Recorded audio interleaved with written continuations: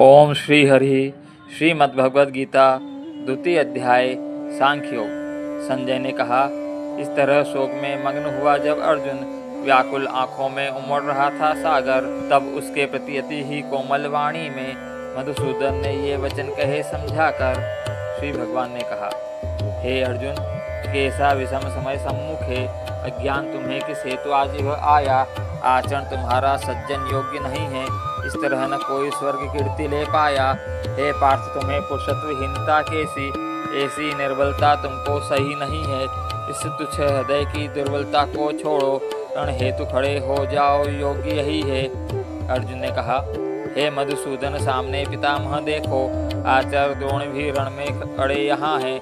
मैं किस प्रकार बाणों से युद्ध करूँगा, अति पूजनीय दोनों खड़े जहाँ हैं।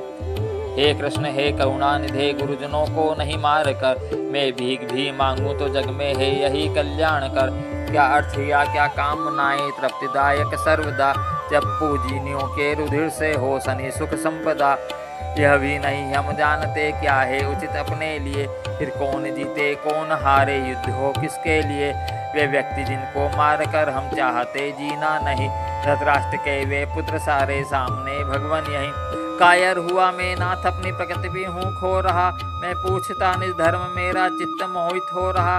कल्याणकारी कार्य जो निश्चय किया बतलाइए, कहिए शरण हूँ शिष्य हूँ जो हो चित समझाइए। धन धान्य से संपन्न जो मिलता कंटक राज्य हो, यदि इंद्र पद भी पा गया तो सुख मुझे क्यों हो कहो।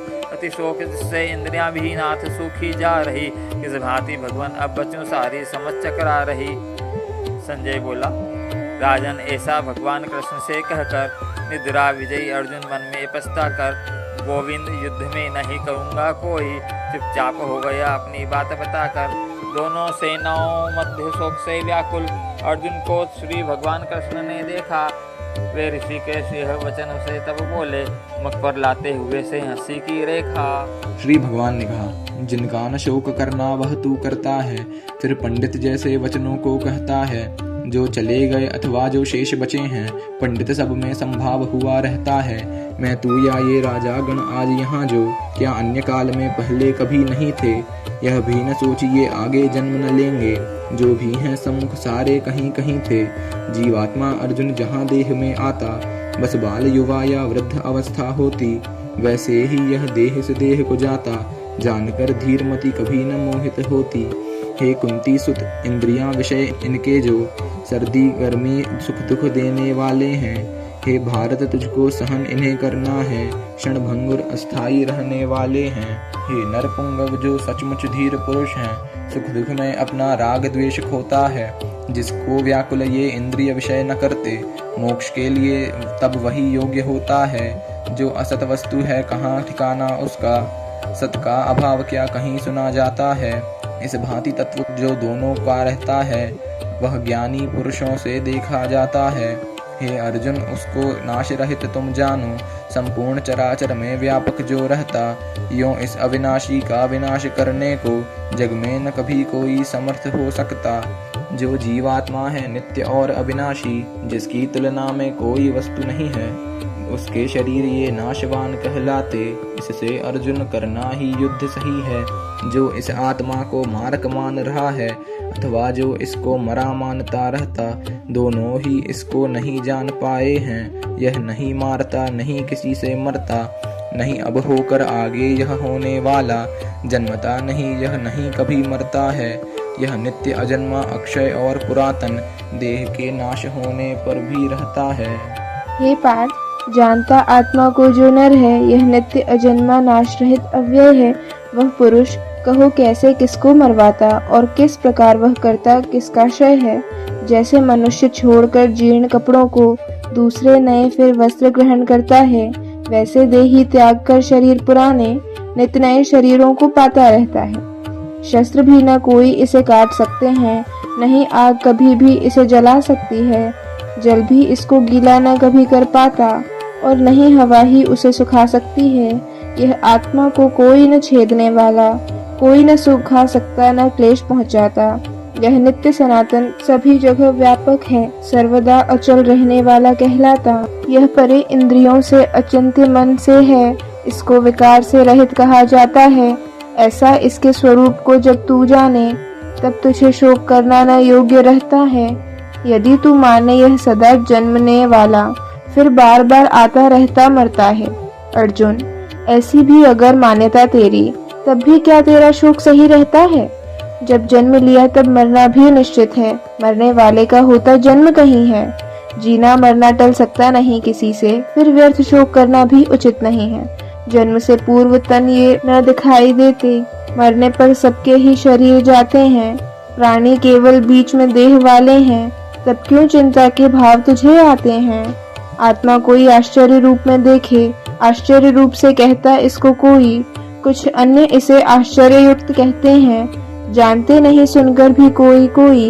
हे अर्जुन, यह सबके शरीर में रहता, वध इसका कोई कभी न कर सकता है। इसलिए पार्थ संपूर्ण प्राणियों के हित तू शोक करे यह नहीं योग्य रहता है। क्षत्रिय होकर यदि तू स्वधर्म ही देखे तब भी तुझको ऐसा भय योग्य नहीं है। इस धर्म युक्त युद्ध से बड़ा भी कोई अर्जुन तेरा उत्तम कर्तव्य कहीं है। हे पार्थ, युद्ध यह स्वतः सामने आया, स्वर्ग का द्वार ही मानो खुला हुआ है। बस भाग्यवान क्षत्रिय इसको पाते हैं। यह धर्म युद्ध यूं तुझको मिला हुआ है।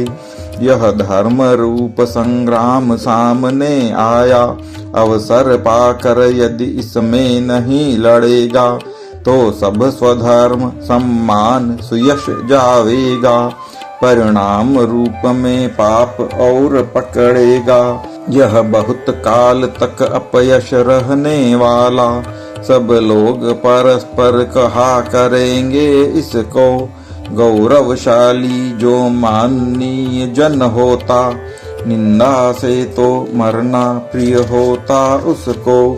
सम्माननीय जिनमें समझा जाता है, वे तुच्छ भाव से तुझको बतलावेंगे। भय के कारण तू रण से भाग रहा है, वे महारथी गण यह विचार लावेंगे। तेरे वैरी जो युद्ध क्षेत्र में आए, तेरे पौरुष की निंदा सभी करेंगे। इनके सुनने से अधिक दुख क्या होगा? कटु वचन अनेकों कहते हुए फिरेंगे। इससे अर्जुन युद्ध के लिए निश्चय कर, हर तरह लाभ ही जिससे तुझे मिलेगा। यदि जीत हुई पृथ्वी का सुख सम्मुख है, मर जाने पर ऐश्वर्य स्वर्ग का लेगा। सुख दुख लाभ या हानि सामने जो हो, जय और पराजय सबको जान बराबर। तैयार युद्ध के लिए पार्थ होना है, होगा न पाप तुझको ऐसा करने पर। यह बुद्धि कही है सांख्य योग को लेकर, तू कर्म योग के साथ इसी को अब सुन। जिस बुद्धि योग से कर्म किए जाने पर, उनके बंधन से मुक्त रहेगा अर्जुन। निष्काम बीज का नाश नहीं है भाई, प्रतिफल जिसके दोष भी नहीं होता है। इस कर्म योग का थोड़ा सा साधन भी, सब जन्म मृत्यु का भय महान खोता है। कल्याण मार्ग में निश्चय करने वाली एक ही बुद्धि जो भ्रम सारा खोती है। बुद्धियां सकामी अज्ञानी पुरुषों की, बहुभेदों वाली अरु अनंत होती है। जो अविवेकी जन सदा कर्मरत होते, वे पुरुष कामनायुत रहने वाले हैं। केवल फलश्रुति में प्रीति सर्वदा लाते, कुछ और नहीं ऐसा कहने वाले हैं। स्वर्ग को सर्वदा उत्तम मान रहे जो, ऐश्वर्य भोग के लिए जन्म धरते हैं। विस्तार युक्त सब उनकी बनी क्रियाएं, शोभा युक्त सारे शब्द जाल रचते हैं। जो इन रोचक शब्दों वाली वाणी से आकर्षित होकर मोहित ही होते हैं। ऐश्वर्य भोग में फंसे हुए जो जन हैं, वे निश्चय वाली बुद्धि निजी खोते हैं। वेदों में तीनों गुण का ही वर्णन है, त्रिगुणों से ऊपर कर्म तुझे करना है। सुख दुख योग या क्षेम लालसा खोकर बस आत्म तत्व में नित्य लगे रहना है। जैसे परिपूर्ण जलाशय मिल जाने पर लघुकूपों से सामान्य भाव रह जाता, वैसे ही जो भी विप्र ब्रह्म ज्ञानी है, संबंध वेद से नहीं अधिक रख पाता। अर्जुन, तेरा अधिकार कर्म करना है, फल में कदापि आसक्त नहीं होना है। कर्मों के फल की नहीं वासना आवे, ये कर्म टले रुचि ऐसी भी खोना है। हे पार्थ, लालसा त्याग सर्वदा करके जय और पराजय दोनों देख बराबर। समता का ही तो भाव योग कहलाता, योग से युक्त हो अपने कर्म सदा कर। समबुद्धि योग से किए कार्य के सम्मुख कामना युक्त सब कर्म तुच्छ होते हैं। अर्जुन, इससे समबुद्धि योग को अपना, फल के कामी अति दीन हुए रहते हैं। समबुद्धि युक्त जो पुरुष यहाँ होता है, वह पाप पुण्य का बंधन दूर हटाता। उस परम योग के लिए यत्न कर अर्जुन, समता युक्त कर्म कुशलता योग कहाता। बुद्धि योग से युक्त हुए ज्ञानी जन, वे मोह के फल त्याग सदा जाते हैं। यों जन्म रूप बंधन से मुक्त हुए वे, निर्दोष परम अमृतमय पद पाते हैं। अर्जुन, तेरी जो अस्थिर बुद्धि अभी है, वह मोह रूप दल दल जब तर जावेगी, तब श्रवण योग्य या जो कुछ सुना हुआ है, उस सब से वह वैराग्य भाव लावेगी। तूने भाई नाना सिद्धांत सुने हैं, विचलित मति में दृढ़ भाव नहीं आवेगा। जब परम तत्व में अचल अटल ठहरेगी, समभाव रूप योग को तभी पावेगा। अर्जुन ने पूछा, जिसकी समाधि में मति अविचल ठहरी है, किन किन लक्षण से वह जाना जाता है? कैसा उसका बैठना बोलना चलना? केशव कैसे वह पहचाना जाता है? श्री भगवान बोले, मन में उठती संपूर्ण कामनाओं को जिस समय पार्थ वह पुरुष त्याग पाता है, अपने से ही अपने में तुष्ट हुआ वह अविचल मति वाला तभी कहा जाता है।